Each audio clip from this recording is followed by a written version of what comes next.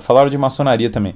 A maçonaria, obviamente, qual vocês acham que é a forma de governo própria da maçonaria? Uma pergunta. Podem responder no chat. A forma de governo própria da maçonaria, qual vocês acham que é? É bastante intuitivo, eu acho. E eu veria como uma decorrência natural, né? Então, basicamente, a forma de governo própria da maçonaria é a oligarquia, como responderam muito bem.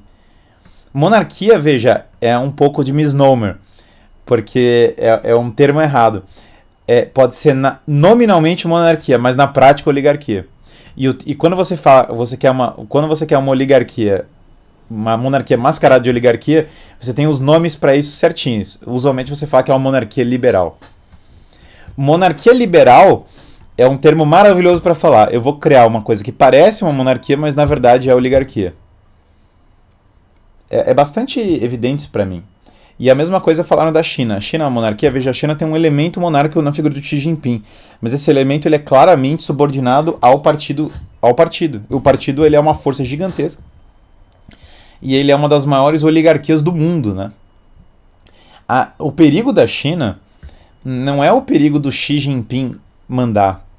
O perigo da China é o perigo do partido. É o partido que é a instituição do controle. O Xi Jinping mandar, na verdade, atenua. Se o Xi Jinping começa a ele mandar da cabeça dele, ele tomar as decisões, ele está atenuando o aparato de controle já estabelecido no país. Por isso, as pessoas estão com medo da coisa errada, elas têm medo de pessoas. Esse é um medo que o Iluministo colocou. Mas, na verdade, elas deveriam ter medo dos aparatos de controle, não de pessoas. Pessoas não têm essa questão. Há uma grande luta das pessoas contra as burocracias, das pessoas contra os aparatos de controle. Na Rússia, também há essa tensão, né, entre o Putin mandar e o que na Rússia é literalmente chamado de oligarquia. A Rússia, pelo menos, tem a honestidade de chamar a elite dela de oligarquia. A mídia no Brasil é uma oligarquia. Óbvio que a mídia no Brasil é uma oligarquia. A oligarquia é o que manda no Brasil. Então a oligarquia é a forma de governo correta. Como eu disse, monarquias são muito raras. O mundo eu acho que tem praticamente nenhuma monarquia hoje, tá? Elas são muito raras mesmo. Elas existem em estados pequenos, né? Um Liechtenstein da vida, ou um treco assim. O Wakanda é uma monarquia. O Rotary Club, obviamente, é uma oligarquia. Obviamente, o Aragorn é um monarca. E assim vai. É cômico porque na história lá do Star Wars, por exemplo, ele faz a Ordem do Jedi. E a Ordem do Jedi, visivelmente, é uma aristocracia. O Jedi é um aristocrata. Só que o Jedi ele faz parecer como se fossem os grandes protetores da República. O que é contraditório. E daí o George Lucas, na outra trilogia, faz com que os Jedi iam tomar o poder. O que é cômico, porque é a consequência natural, claro. Se vai ter desordem, a aristocracia tinha que assumir o governo. E isso é visto não foi explorado, mas é natural. Então, quando você tem então, por exemplo, Dubai. Tem um amigo meu que foi para Dubai, né? E basicamente Dubai funciona surrealmente. Eu não tô defendendo o modelo de Dubai como o melhor do mundo, mas funciona muito. Mas basicamente Dubai funciona porque basicamente é gerido como monarquia. Duna é um exemplo incrível de monarquia. Agora, existe um problema de nós falarmos sobre qualquer modelo desses, porque eu não sou muçulmano. A minha visão não é a muçulmana, e eu gostaria de ver funcionar o Ocidente, do qual eu faço parte, mas ainda sou brasileiro. Portanto, a minha visão é que funcionasse o Brasil, não um outro país de uma outra civilização que não é a minha. É muito ruim a degeneração do Ocidente numa grande oligarquia. Por que o Ocidente está preso na oligarquia sem conseguir sair? Por causa do sistema do dólar. Não tem como ser de outro modo, porque o dólar, todo o sistema está vinculado ao dólar, ao Federal Reserve americano. Você não consegue sair desse cenário, né?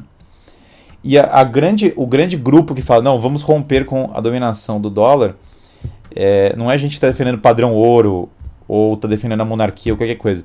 É os marxistas, mas os marxistas estão dentro dessa dialética da luta de classe. Portanto, eles só são o avanço do progressismo. Então, o marxismo ele não tem o menor poder para parar o liberalismo, e não só ele não tem nenhum poder, como ele só acelera o liberalismo. Ele é um experimento do século XX absolutamente falho. O outro experimento que o século XX tentou para parar o avanço da oligarquia, que foi o fascismo, é outro experimento catastrófico. Tanto o experimento socialista quanto o experimento fascista foram catástrofes, eles deram totalmente errado. Mas eles foram uma tentativa de parar esse domínio liberal que teve no século XX, visivelmente. Mas ambos não tiveram sucesso. O que eu proporia, que para dar um indicativo de uma solução, seria que nós temos que voltar para uma visão de monarquia, feudalismo e catolicismo. O que eu quero dizer por isso nós temos que voltar para uma visão de autoridade com responsabilidade, portanto uma visão mais CEO do poder. Nós temos que voltar para uma visão de moral clássica que encompasse todas as virtudes em conjunto, e nós temos que voltar para uma visão de descentralização do poder. A criptomoeda, assim como vários... Porque assim, na tecnologia você tem um problema que é o seguinte: a Web 2.0 foi o domínio da tecnologia por um grande servidor, certo? A concentração da tecnologia. A Web 3.0 teria que ser a descentralização da internet. Se não for, nós estamos em maus lençóis, porque basicamente monarquia mais distributismo é exatamente o que eu defendo, né? Então na tecnologia você tinha que ser o dono do seu hardware, você tinha que ser o dono do seu servidor, você tinha que tirar poder das big techs. É a única forma de você ter uma alternativa para essas coisas. De outro lado, isso seria o feudalismo na tecnologia, né? De outro modo, você também teria que ter isso na moeda, que seria o padrão ouro, você tirar poder do Banco Central e tirar poder da economia inflacionária. A inflação é a cara da oligarquia. A oligarquia, eu diria, inclusive, que ela vive da inflação, né?